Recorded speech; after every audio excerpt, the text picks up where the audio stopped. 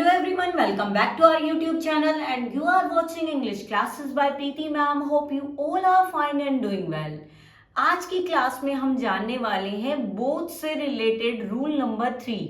दो रूल हम ऑलरेडी पढ़ चुके हैं। फर्स्ट रूल जो हमने पढ़ा था सिंस और फोर का, डिफरेंट यूजेस पढ़े थे सिंस और फोर के। कभी वो टेंसेस की तरह यूज होते हैं, कभी आपकी कंजंक्शन की तरह यूज होते हैं। तो हमने सिंस और फोर का यूज पढ़ लिया है। उसके बाद हमने ईच एवरी में डिफरेंस पढ़ा था। उसके बाद हमने इधर निदर में डिफरेंस पढ़ा था, नन को पढ़ा था। ये हमने रूल नंबर 2 में पढ़ा था। Now we are doing rule number 3 और सभी एक दूसरे से कनेक्टेड है। सभी रूल हम रिवाइज करेंगे तो हमारी ग्रामर कंप्लीट रिवाइज हो जाएगी। अब रूल नंबर 3 पे आते हैं भाई। आज हम करने वाले हैं, let's get started without any delay और वेस्टिंग टाइम। अब सबसे इंपॉर्टेंट रूल है आज का ये रूल नंबर 3, सभी एग्जाम्स के लिए इंपॉर्टेंट है। अब अगर हमें इन रूल्स के बारे में पता ही नहीं होगा तो हम क्वेश्चन सॉल्व नहीं कर पाएंगे। Today's rule about is both. Both के बारे में आज रूल है। बोथ मीन्स क्या होता है? दोनों। हमेशा ये प्लूरल के लिए यूज होता है, प्लूरल पर्सन के लिए ही बोथ यूज होता है। बोथ मीन्स होता है दोनों। अब हमेशा पॉजिटिव सेंटेंस में यूज होता है। जो पॉजिटिव सेंटेंसेस हैं उसमें ही बोथ का यूज होता है। नेगेटिव सेंटेंसेस में बोथ का यूज नहीं होगा।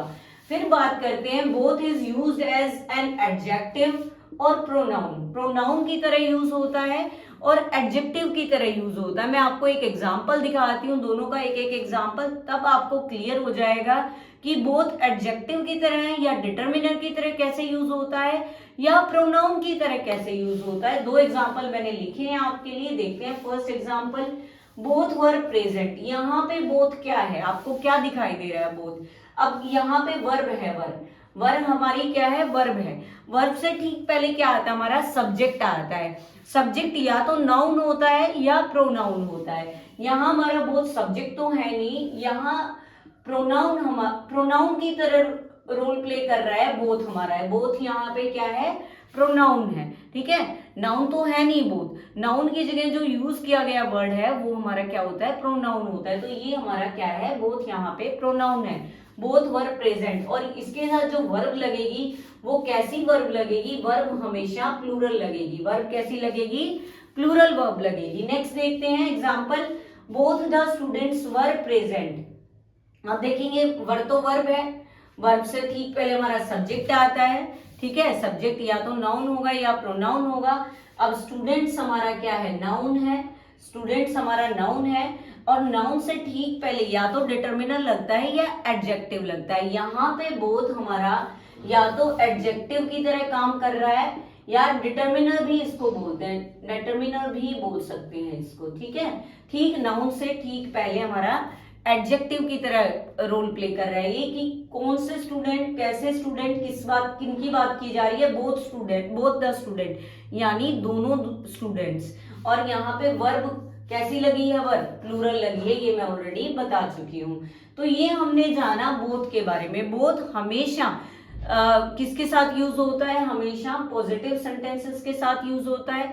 कभी ये एडजेक्टिव की तरह यूज होता है, कभी ये प्रोनाउन की तरह यूज होता है। वो हमें देखना है कि ये प्रोनाउन है या एडजेक्टिव है। फिर बात करते हैं, आपने देखा होगा, this is the familiar pair for you, both and. Both और एंड का पेयर होता है। बोथ और एंड अगर सेंटेंस में बोथ आ रहा है और एक सेंटेंस को ज्वाइन किया जा रहा है एक सेंटेंस से, तो हमारा क्या लगेगा भाई? एंड लगेगा। एंड कंजंक्शन यूज होगी। एंड हमारी क्या है? कंजंक्शन है, ज्वाइनिंग वर्ड है। और बोथ हमारा क्या होगा? उसमें प्रोनाउन होगा। बोथ हमारा प्रोनाउन होगा और एंड हमारी क्या होगी? कंजंक्शन होगी। अब बात करते हैं भाई बोथ। बोथ एक बार रिवाइज करवा देती हूँ थोड़ा सा मैं। बोथ क्या होगा? प्लूरल ही प्रोनाउन होगा। ठीक है, नाउन तो होगा नहीं बोथ। बोथ हमारा प्लूरल प्रोनाउन होगा और उसके साथ क्या लगेगी? प्लूरल ही वर्ब लगेगी। अगर आपको कई बार एरर आ जाता है कोई भी कॉम्पिटिटिव एग्जाम में, तो आपको क्या दे दिया जाता है? बोथ के साथ या तो और दे दिया जाएगा, जो कि हमारा बिल्कुल रॉन्ग है। और मीन्स तो होता है चॉइस, और बोथ दोनों के बारे में बात की है और बात की है। एंड यहाँ पे हमारी कंजंक्शन है, और भी कंजंक्शन होती है लेकिन बोथ और एंड का पेयर होता है, तो एंड हमारा सही जवाब होगा। एंड ही हमारा जो करेक्शन होगा। इसके बाद बोथ के साथ कई बार एज वेल एज आ जाता है, अलोंग विद आ जाता है, जो दोनों ही गलत हैं। बोथ के साथ आप हमेशा क्या याद रखेंगे, एंड कंजंक्शन ज्वाइन होगा। बोथ हमारा प्रोनाउन होगा, कभी हमारा एडजेक्टिव होगा, लेकिन यहाँ पे बोथ, अगर बोथ सेंटेंस के साथ बोथ और एंड का पेयर बन रहा है तो बोथ हमारा प्रोनाउन होगा, एंड हमारी कंजंक्शन होगी। कुछ एग्जांपल्स ट्राई कर लेते हैं, प्रैक्टिस कर लेते हैं, जिससे आपको टॉपिक और भी ज्यादा क्लियर होगा। ज्यादा बड़ा टॉपिक नहीं है, आज हम सिर्फ यही लेके आए हैं आपके लिए, बोथ और एंड का पेयर कैसे यूज होता है। अब हम एग्जांपल्स की प्रैक्टिस करते हैं, बोथ और एंड का जो पेयर है उनकी। फर्स्ट देखते हैं, इनमें एरर एडिटिंग मिलेगी आपको, देखते हैं। Both the students as well as the teacher attended the meeting. अभी थोड़ी देर पहले ही मैंने आपको बताया, बोथ के साथ जो कंजंक्शन लगेगी, बोथ एज प्रोनाउन वर्क कर रहा है तो कंजंक्शन जो हमारी लगेगी वो हमारी सिर्फ एंड लगेगी, एंड के अलावा कोई और कंजंक्शन ज्वाइन नहीं कर सकती।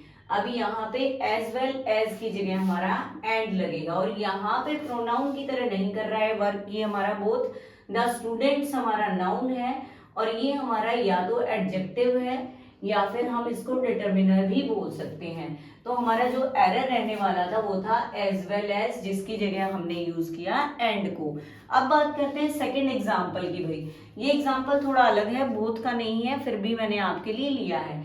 Neither of them went to the cinema. एक तो ये सेंटेंस है, और इस तरह के सेंटेंसेस आ जाते हैं भाई, इसमें पूछा जाता है एरर, अलग अलग पार्ट दे दिया जाता है, एक लिख दिया जाता है नो इम्प्रूवमेंट। अगर सेंटेंस बिल्कुल करेक्ट है तो नो इम्प्रूवमेंट उसमें मेंशन होगा। अब एक सेंटेंस है निदर वेंट टू द सिनेमा, दोनों के दोनों सेंटेंस ही बिल्कुल ठीक है, लेकिन आपको अगर ये सेंटेंस दोनों आ जाए तो प्रेफरेंस आप निदर ऑफ दैम को दोगे।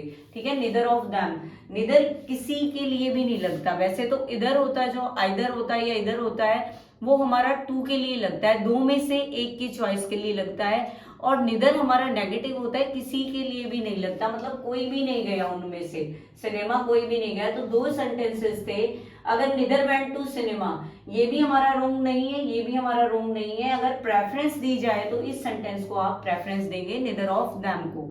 नेक्स्ट हमारा है जो example, both the wife and the husband were not on good terms. बिल्कुल सही है, both the wife and the husband, ठीक है, प्लूरल हो गया, दो के लिए यूज किया गया, बोथ और एंड का यूज किया गया, बिल्कुल ठीक है। और प्लूरल वर्ब लगी है, ये भी बिल्कुल ठीक है, सेंटेंस बिल्कुल ठीक है, कोई भी एरर इस सेंटेंस में नहीं है।